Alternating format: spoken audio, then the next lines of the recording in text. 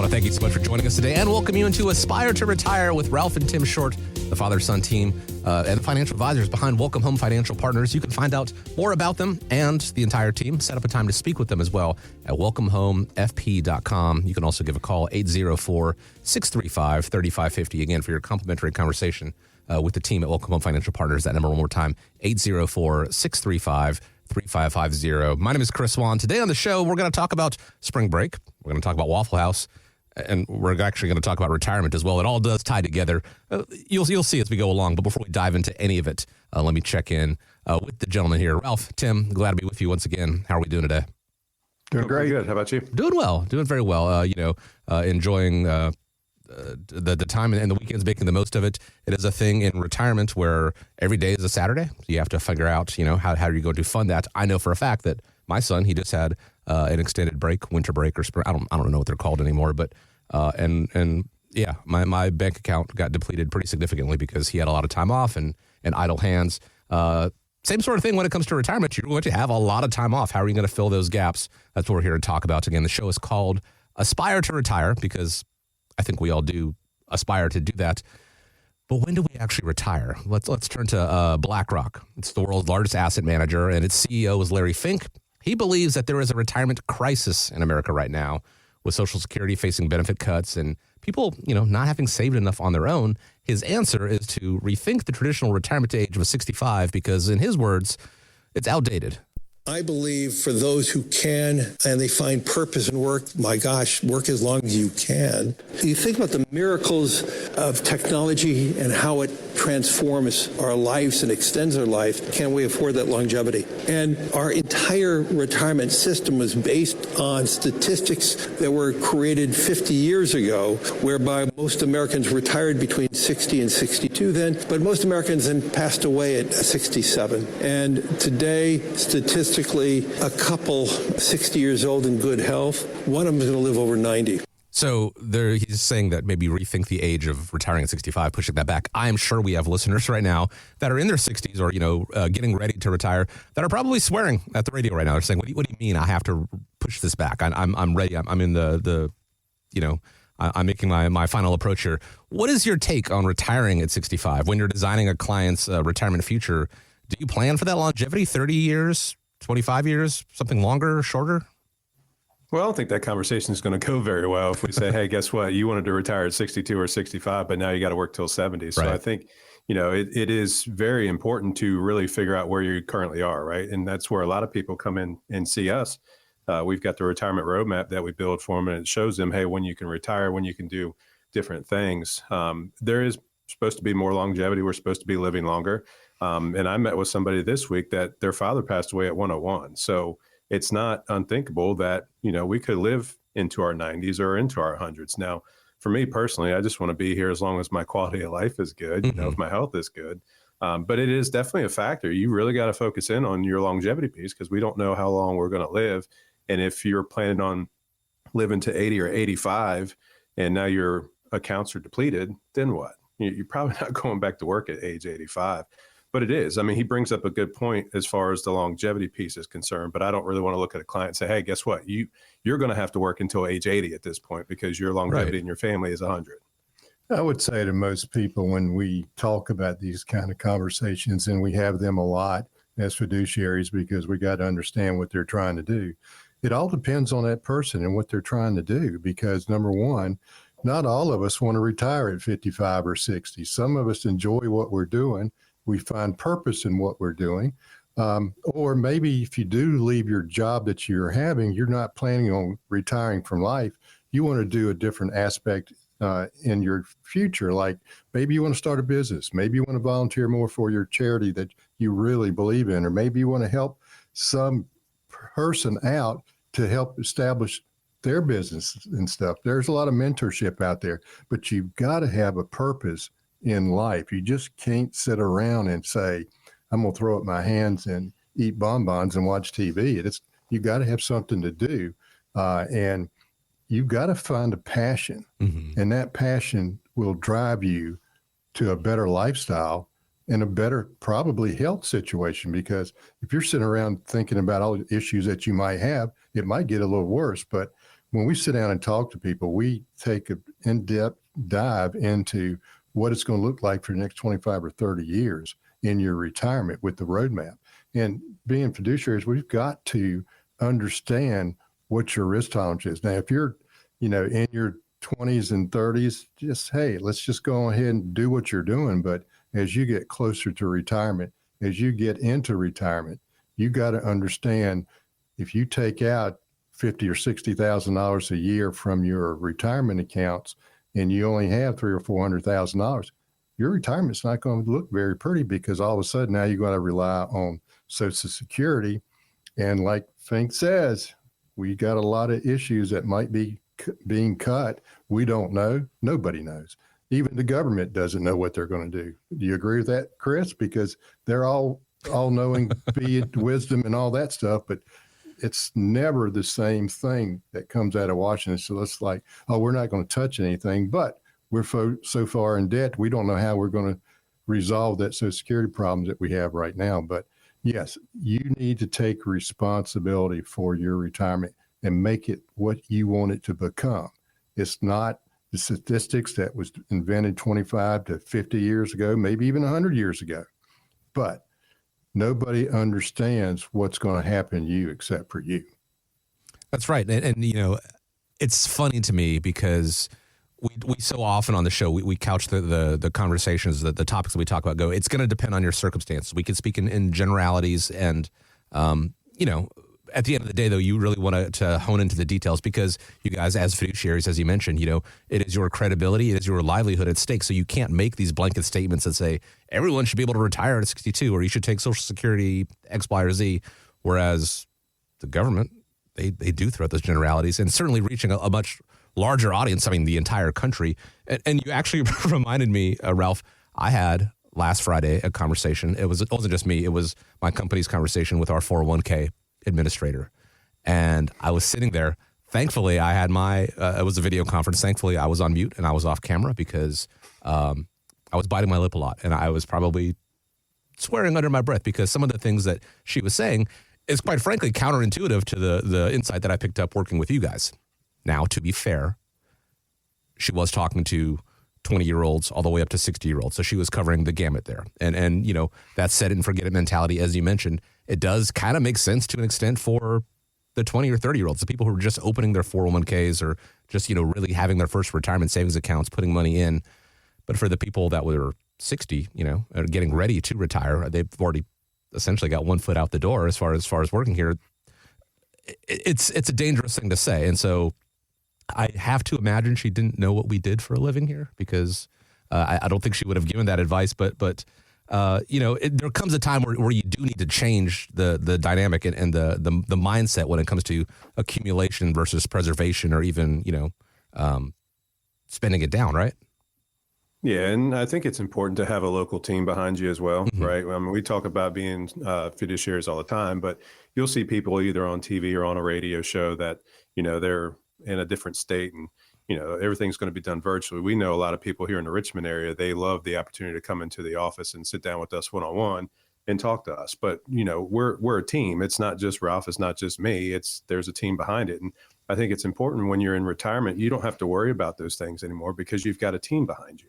A local team, to where you can come into one of the offices and sit down and say, hey, guess what just happened to me today? Or this is what's coming up. What do you think? There's a lot of things that come into play with that. And I think the ability to be local and be fiduciaries is really important. And I know our clients appreciate it as well. Yeah, I think a lot of the people that we sit down and talk to, they really want to have some hand-holding along the process, because retiring is a process. I remember one client came in and he had about $2.5 million in his retirement account with his ESOP and 401ks. And he looked at me and goes, that was pretty easy to do, because all I did was took money out of my checking or money out of my payroll and put it aside. But now retiring, there's too many decisions here to be made, and I have no experience at doing this. So I'm glad that somebody can kind of help guide me through these obstacles. And, because there's so many different words out there when you start thinking about retiring and pensions and what should you do with your 401ks, how you should collect your Social Security? Should you collect it at 62 while you're still working? It depends. And I always tell people, it depends. How's your health? If you're still working, those are things that we sit down and talk to people about. It's not, oh, you're 65, you need to take your Social Security. No, it depends. And it just, your personal financial plan depends on you and you alone, or maybe your spouse or somebody else that you're close to. Don't leave the spouse out. Not maybe, definitely your spouse as well. Yeah. But that is a conversation that y'all need to have as far as if couples come in, because believe it or not, Chris, most spouses aren't on the same page when it comes to making certain decisions, particularly financial decisions and retirement decisions, because guess what? They may not want you at home 24/7. Okay. Or you may not want to be at home, but those are conversations. Those are tough conversations to have. Just like estate planning is, you've got to have your purpose and understand what you want to do, and have somebody that has your best interests at heart to guide you to those goals that you want and you alone want, or you and your spouses want. Yeah, don't forget the spouses. That's right. Yeah, and I think, we talk about spouses not being on the same page. A lot of them, we'll meet with them, and it doesn't matter, if it's the husband or the wife or whatever. But some of them just don't even pay attention, right? So, we have the conversation, when we bring folks in and ask if the spouse is going to attend, and they're like, well, no. And it's like, okay, well, everybody's going to be a little bit different. And that's when they come in and say, well, he or she or whatever doesn't know what is going on. As long as we can pay for what we pay for, we always bring them in on the second or the third meeting, right? Sure. We want to make sure that everybody's on track. We want to make sure that everything's on the same page.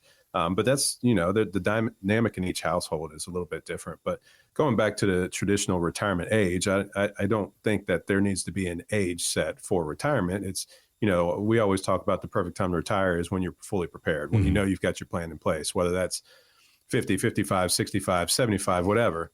But relying on Social Security, we know Social Security probably is going to have some sort of changes at some point in time. Now, what those changes look like, you've heard anything from means testing to cutting benefits. I mean, there's so many things out there, and we don't know, and we don't work for the government, nor do we want to. But that's where we got to really focus in on, okay, hey, Social Security is great. I mean, we pay into it. We're, I guess, entitled to it. But let's make sure that we've got our retirement plan that's not is sufficient enough without Social Security. And the other thing that people need to understand is there's going to be obstacles right before you retire or right after you retire. That perfect plan that you had is going to throw a monkey wrench into the situation, because all of a sudden, a perfect example of a person that came in from our television program and basically didn't know what to do because of a situation that happened. They had already made a decision to retire and accept a pension, except that he had not signed off on it. And 2 weeks later, he got diagnosed with a terminal illness. So their plans for their perfect retirement definitely changed. Their option for pension changed just because of that. And all of a sudden, guess what? He passed away within 3 months, and now she's by herself, not understanding everything that we need to do. And that's why she came in. She needs some help, some guidance. Hold your hand. We don't know what to do here. So that's more important than anything else, is understand where you are. You may have the perfect plan, but life gets in the way sometimes. There are always, changes and detours along the way. That's where this retirement roadmap plan analogy really comes into play, or what you guys do, the retirement roadmap, because people are going to veer off course from time to time, whether it is something that is self-imposed or something like a healthcare situation, or the government raising tax rates, or market fluctuation, things beyond our control sometimes. If you veer off track, it's okay. How do we get back on the road and to where we want to be, which is that enjoyable retirement that you've saved so much for? Well, it all starts with putting together that roadmap to start with, reaching out. You can go to welcomehomefp.com. There you can find out more about not just Ralph, not just Tim, the entire team at Welcome Home Financial Partners. Also, find out more about that First Friday event coming up this coming Friday. You can reserve your spot there to come in and informally meet the team and have that conversation. Or you can also give a call and set up a time to come in at a time that may be more convenient for you. That number, 804-635-3550. Again, 804-635-3550 for that complimentary conversation. You mentioned, these detours or these things that happen beyond our control sometimes. And it reminds me particularly of cooking. I can have all the ingredients there and be ready to do things, but there's going to be a mistake. Turns out one of the produce items is a little more spoiled than I thought, or something didn't quite cook at the right temperature, and you got to roll with the punches and adapt. And someone who is really good at that is Alton Brown. He's the host of Food Network hit shows like Good Eats and Iron Chef America. He's also out with a new book. He's doing a book tour right now called Food for Thought, in which he writes that he hates the word chef, as he explained recently to CBS Mornings. Chef is a word that we have simply used in food media to explain why anyone has a white jacket. And certainly in food media, we need it. And so half of these people aren't chefs. Half of these people don't know the sharp end of a knife. We're going to call them chef because then it makes the audience think, oh, well, then they've cast the finest culinarians in the land. Now, Alton Brown will be the first one to tell you he is not a chef. I don't think he ever actually went to culinary school. He's never run a kitchen. He's just a cook, and he's pretty entertaining about it. Not everyone offering financial advice is a qualified advisor, although they may call themselves that. But you guys are fiduciaries. We've talked about it many times. How do you find out if someone is actually qualified? Well, I think you need to ask the important questions. Number one, I mean, we find out that there's a lot of people out there providing advice that don't hold the credentials in order to be a fiduciary. And, there are websites that you can visit and check it out and check out history and, how long they've been around and this, that, and the other. But it's very important to make sure that the person you're working with has your best interest at heart.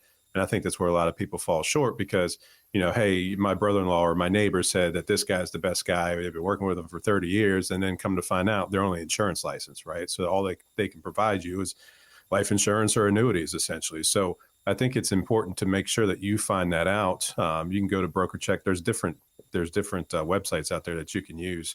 But that's something that you got to talk to that individual about, right? You got to make sure that they've got your best interest at heart. We talk about it quite a bit. Not only do they have your best interest at heart, but you got to see what their models look like. And you got to make sure that they're local. A lot of people don't want to work with virtual folks, right? Mm-hmm. There's a lot out there that, I think people here in this area, when they take a look at being local and they know, hey, if something goes wrong or something goes right, or if I need anything, I can just pop into their office, right? Now, obviously, we do have busy schedules, so we want to make sure that we set those meetings. Right.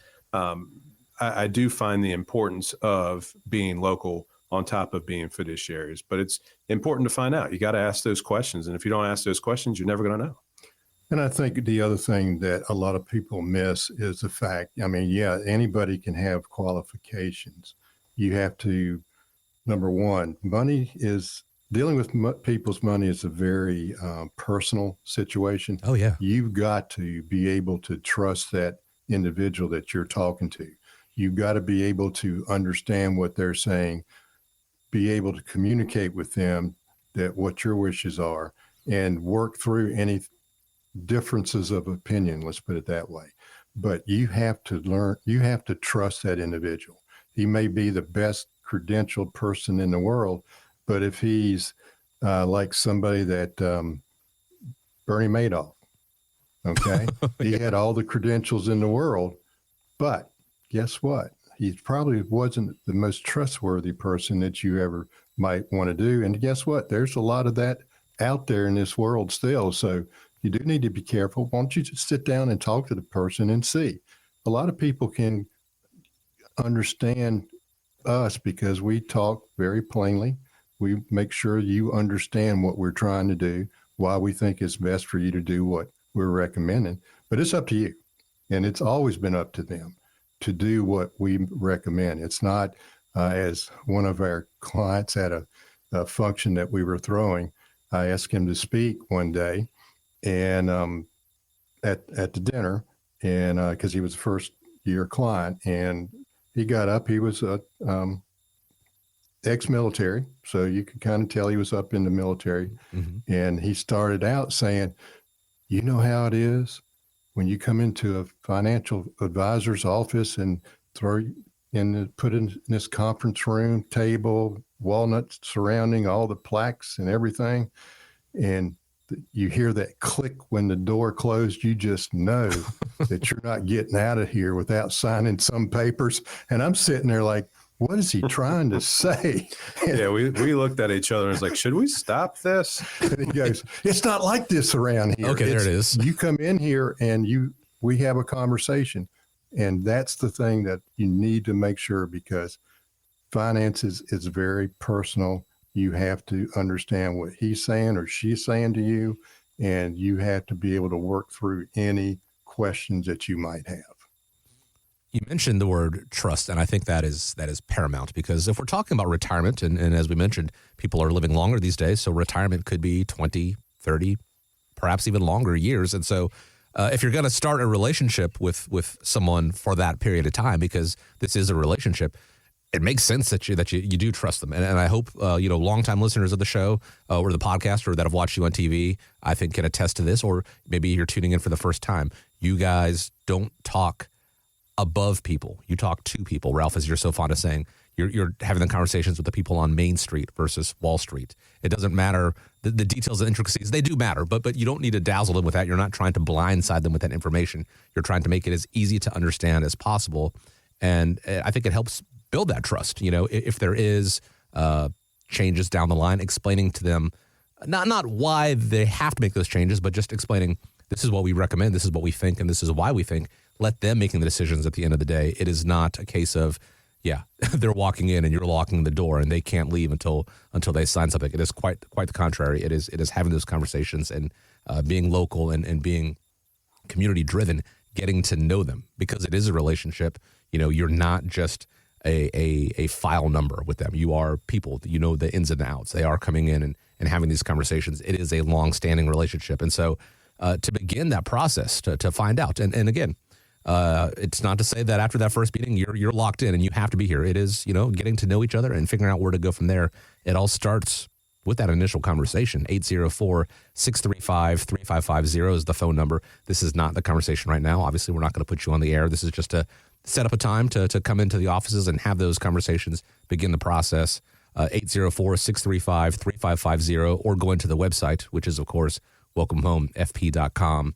I want to remind you once again, that First Friday event coming up this coming Friday at their office. You can find out more information about that and how to get to know them, in an informal setting, like the First Friday events, by going and reserving a spot at welcomehomefp.com. I want to thank you, as always, for joining us here on Aspire to Retire with Ralph and Tim Short of Welcome Home Financial Partners. Hope you have a great week ahead of you. Gentlemen, hope you have a great week ahead of you. I'm going to make it a goal. No food conversations next week. We'll see how we do on that. But before we wrap up here, I want to leave you with the final word. Hey, Chris, we appreciate your time, and I'm not opposed to a little food conversation. But, anybody listening, if you're concerned about taxes or some of the other topics that we talked about on today's show, there's a lot of change out there. If you want to make sure that your retirement is going to be what you want it to be, pick up the phone, give us a call, visit the website. We love the opportunity to work with you and see, what you're doing right, what you're doing wrong, and see what you can improve on to make sure your retirement years are as golden as you want them to be. Thanks Happy for watching. spring break there, Chris. Happy spring break. Thank you.